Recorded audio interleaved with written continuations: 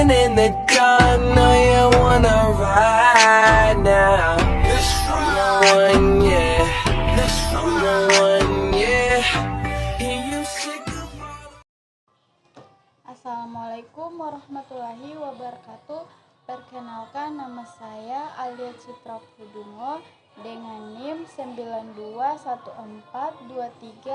921423059. Saya dari Fakultas Ekonomi jurusan Akuntansi semester 1 dari kelas C. Video ini dibuat dengan tujuan untuk memenuhi tugas mata kuliah kewarganegaraan. Kali ini saya akan membawakan materi tentang geostrategis. Saya mengambil pembahasan tentang geostrategis dalam konteks ketahanan nasional di bidang ekonomi di Indonesia. Pertama-tama kita akan mengetahui dulu apa itu geostrategi. Geostrategi adalah studi mengenai hubungan antara faktor geografis, kebijakan pemerintah, dan keamanan nasional. Ini mencangkup analisis tentang bagaimana lokasi geografis suatu negara, sumber daya alam, dan kondisi geografis lainnya mempengaruhi strategi politik, militer, dan ekonomi suatu negara. Geostrategi membahas bagaimana faktor-faktor geografis ini dapat mempengaruhi posisi dan kekuatan suatu negara dalam hubungan internasional, termasuk dalam konteks persaingan regional dan global. Dengan memahami geostrategi, suatu negara dapat merancang kebijakan yang mendukung kepentingan nasionalnya berdasarkan kondisi geografis yang dimilikinya. Kita masuk ke geostrategi di Indonesia. Indonesia dengan posisi geografisnya yang strategis sebagai negara kepulauan di persilangan dua samudra dan dua benua, memiliki peran penting dalam dinamika geostrategi regional dan global. Beberapa elemen geostrategis yang mencirikan Indonesia melibatkan: yang pertama ada lokasi geografis. Terletak di persimpangan Samudra Pasifik dan Hindia, memberikan keuntungan sebagai jalur perdagangan dan jalur pelayaran utama. Posisi sebagai negara paling besar di ASEAN memberikan pengaruh besar dalam kebijakan regional. Yang kedua, sumber daya alam. Kekayaan alam termasuk minyak, gas, dan keanekaragaman hayati membuat Indonesia menjadi aktor utama dalam pasar energi dan komoditas. Yang ketiga, ketahanan energi dan ekonomi. Tantangan terkait ketahanan energi dan kebijakan ekonomi mempengaruhi stabilitas dan pertumbuhan ekonomi nasional. Yang keempat, dinamika maritim. Fokus pada keamanan maritim karena kepulauan yang luas, sumber daya laut yang melimpah, dan tantangan terkait perbatasan laut. Yang kelima, kerjasama regional dan global. Keanggotaan dalam organisasi regional seperti ASEAN dan posisinya dalam hubungan dengan negara-negara besar termasuk China dan Amerika Serikat. Pemahaman dan manajemen aspek-aspek geostrategis ini menjadi kunci dalam merancang kebijakan nasional yang kokoh dan berkelanjutan untuk Indonesia. Geostrategis dalam konteks ketahanan nasional di bidang ekonomi Indonesia melibatkan analisis terhadap posisi geografis, sumber daya alam, dan hubungan ekonomi dengan negara-negara tetangga. Faktor-faktor ini mempengaruhi kebijakan ekonomi untuk memperkuat ketahanan nasional, termasuk diversifikasi ekonomi, pengembangan infrastruktur, dan diplomasi ekonomi yang cermat. Upaya ini dapat membantu mengurangi ketergantungan pada sektor tertentu serta meningkatkan resistensi terhadap tekanan ekonomi eksternal. Oke, sekarang kita masuk ke kekuatan dan kelemahan dari geostrategis ketahanan nasional di bidang ekonomi di Indonesia. Ada beberapa kekuatan. Yang pertama ada keanekaragaman alam, yaitu sumber daya alam yang melimpah termasuk minyak, gas, pertanian, dan keanekaragaman hayati.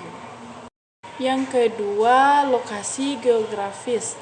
Posisi strategis sebagai hubungan perdagangan dan maritim memberikan keuntungan ekonomi dan politik. Yang ketiga, potensi demografi. Populasi besar memberikan pasar konsumen yang besar dan potensi tenaga kerja yang produktif.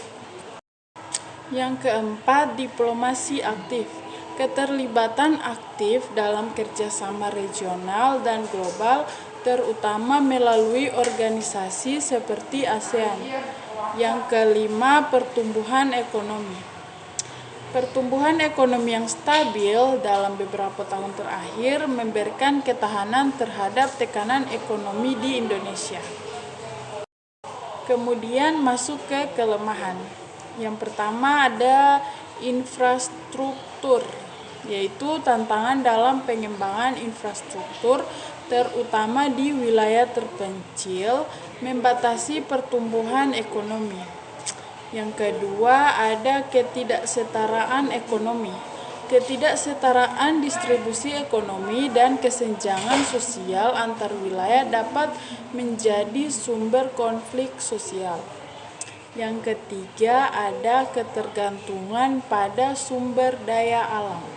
Ketergantungan ekonomi pada sektor sumber daya alam membuat negara rentan terhadap fluktuasi harga komoditas global. Yang keempat ada tantangan lingkungan. Perubahan iklim dan degradasi lingkungan seperti deforestasi dapat mengancam keberlanjutan sumber daya alam. Yang kelima ada tantangan dalam bidang kesehatan, pendidikan, dan ketahanan sosial. Itu memerlukan perhatian lebih lanjut. Pemahaman dan penanganan terhadap kelemahan ini menjadi esensial untuk merancang kebijakan yang efektif dan berkelanjutan guna memperkuat Indonesia dalam kancah geostrategis global. Kemudian ada peluang dan ancaman. Yang pertama ada peluang ekonomi digital. Potensi pengembangan ekonomi digital dengan pertumbuhan teknologi informasi dan komunikasi. Yang kedua, peluang energi terbarukan. Peluang dalam mengembangkan sumber energi terbarukan untuk diversifikasi energi dan mengurangi ketergantungan pada bahan bakar fosil. Yang ketiga, peningkatan infrastruktur. Peluang untuk meningkatkan infrastruktur yang dapat mendukung konektivitas dan pertumbuhan ekonomi di Indonesia. Yang keempat, pendidikan dan inovasi. Investasi dalam pendidikan dan inovasi dapat menciptakan sumber daya manusia yang lebih berkualitas dan mendukung perkembangan teknologi yang akan datang. Yang kelima, kerjasama regional. Peluang untuk memperkuat kerjasama regional dan global terutama melalui integrasi ekonomi dan diplomasi. Kemudian ada ancaman. Ada ancaman yang dihadapi di Indonesia. Yang pertama adalah krisis ekonomi global, yaitu ancaman dari ketidakstabilan ekonomi global yang dapat mempengaruhi ekspor dan investasi. Yang kedua, perubahan iklim. Ancaman dari dampak perubahan iklim termasuk bencana alam yang dapat merugikan sektor pertanian dan infrastruktur. Yang ketiga, ketidakpastian politik. Ancaman dari ketidakpastian politik, baik domestik maupun internasional, yang dapat mempengaruhi iklim dan investasi perdagangan. Yang keempat, ada konflik maritim. Ancaman dari konflik maritim terutama terkait sengketa perbatasan laut di Laut Cina Selatan. Yang kelima, ketidaksetaraan sosial ekonomi. Ancaman dari ketidaksetaraan sosial ekonomi yang dapat memicu ketegangan sosial dan politik. Pemanfaatan peluang dan mitigasi terhadap ancaman ini memerlukan perencanaan dan implementasi kebijakan yang bijaksana serta respon yang cepat terhadap dinamika internal dan eksternal. Kemudian ada beberapa cara atau rekomendasi dalam menyelesaikan tantangannya. Yang pertama ada penguatan infrastruktur. Investasi lebih lanjut dalam pengembangan infrastruktur untuk meningkatkan konektivitas antar wilayah, termasuk jaringan transportasi dan telekomunikasi. Yang kedua, diversifikasi ekonomi. Mendorong diversifikasi ekonomi untuk mengurangi ketergantungan pada sektor sumber daya alam dengan memperkuat sektor-sektor seperti manufaktur dan ekonomi digital. Yang ketiga, pengembangan energi terbarukan. Prioritaskan investasi dalam sumber energi terbarukan untuk mengurangi emisi gas rumah kaca dan meningkatkan ketahanan energi. Yang keempat, pendidikan dan pelatihan. Peningkatan investasi dalam pendidikan dan pelatihan untuk menciptakan tenaga kerja yang lebih terampil dan sesuai dengan tuntutan pasar global. Yang kelima, ada konservasi lingkungan. Perkuat upaya konservasi lingkungan dan kebijakan berkelanjutan untuk mengatasi perubahan iklim dan melindungi keanekaragaman hayati. Yang keenam, diplomasi ekonomi. Aktif dalam diplomasi ekonomi untuk memperluas kerjasama perdagangan dan investasi dengan negara-negara mitra, serta berpartisipasi dalam perjanjian perdagangan regional. Yang ketujuh, manajemen ketidaksetaraan. Kebijakan yang bertujuan untuk mengurangi ketidaksetaraan sosial ekonomi, termasuk melalui program-program pembangunan yang inklusif. Yang kedelapan, ada pengelolaan krisis. Membangun kapasitas dan perencanaan yang kuat untuk mengatasi krisis ekonomi global dan bencana alam melalui strategi pengelolaan resiko. Yang kesembilan, penguatan dan keamanan maritim.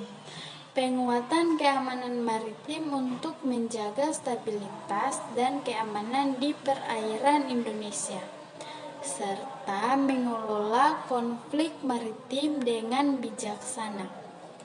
Yang ke-10, partisipasi aktif dalam organisasi regional. Berpartisipasi aktif dalam organisasi regional seperti ASEAN untuk memperkuat kerjasama regional dan menghadapi tantangan bersama-sama. Implementasi rekomendasi ini memerlukan koordinasi antar lembaga pemerintah, swasta, dan masyarakat sipil, serta komitmen jangka panjang untuk mencapai hasil yang berkelanjutan. Kemudian ada rekomendasi dalam menyelesaikan ancamannya.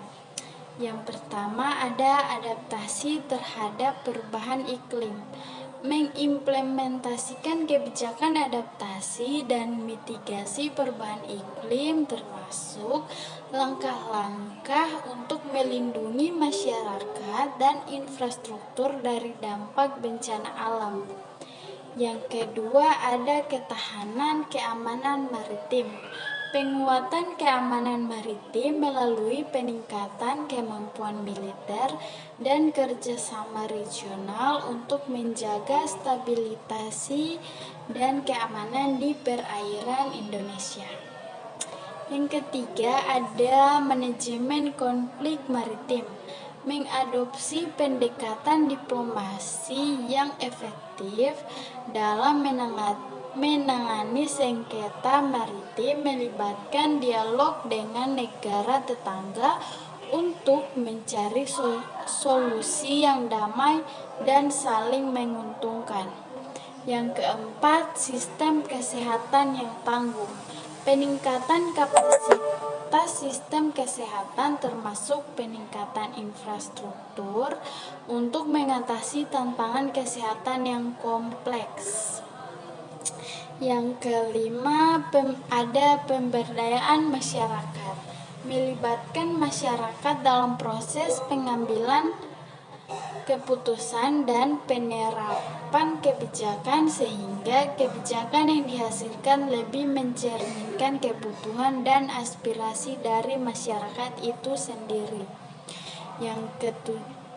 Yang keenam, manajemen ketidaksetaraan. Peningkatan program distribusi ekonomi dan kebijakan inklusif untuk mengurangi kesenjangan sosial ekonomi dan mencegah konflik internal.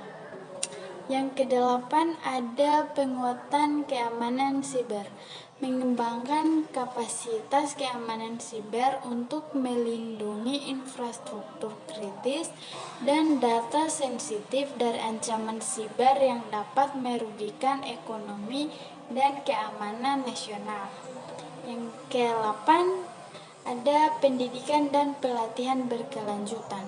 Meningkatkan akses dan kualitas pendidikan serta pelatihan berkelanjutan untuk mempersiapkan tenaga kerja menghadapi perubahan ekonomi dan teknologi yang akan datang. Kemudian ada pengelolaan krisis ekonomi. Selanjutnya, pengelolaan krisis ekonomi. Membangun cadangan keuangan dan rencana respons krisis yang solid untuk mengatasi dampak krisis ekonomi global. Terus ada penguatan tata kelola korporasi. Penguatan tata kelola korporasi untuk mencegah korupsi dan memastikan bahwa perusahaan beroperasi dengan integritas. Penerapan langkah-langkah ini memerlukan kerjasama lintas sektor, perencanaan jangka panjang, dan keterlibatan aktif dari pemerintah, swasta, dan masyarakat sipil. Oke, sekian materi dari saya. Mohon maaf atas salah-salah kata yang ada dalam video. Dan terima kasih telah mendengarkan. Bye-bye.